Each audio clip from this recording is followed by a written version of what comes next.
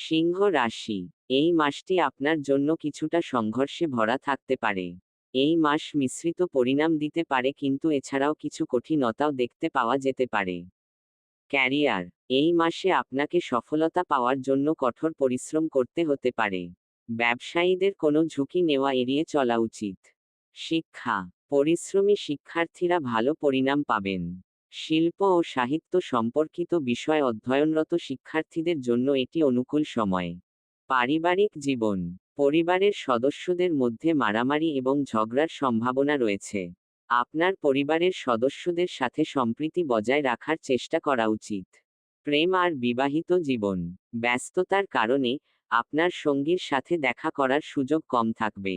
এই কারণে আপনার সঙ্গী আপনার উপর রেগে যেতে পারে। আর্থিক জীবন, আয় হ্রাসের সম্ভাবনা রয়েছে।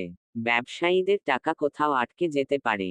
যারা ছোট প্রতিষ্ঠানে চাকরি করেন তাদের বেতন পেতে কিছুটা বিলম্ব হতে পারে। স্বাস্থ্য, আপনার জীবনে কিছু উত্থান পতন থাকতে পারে। এছাড়াও আপনার মাথা ব্যথা, জ্বরের মতো অভিযোগও থাকতে পারে।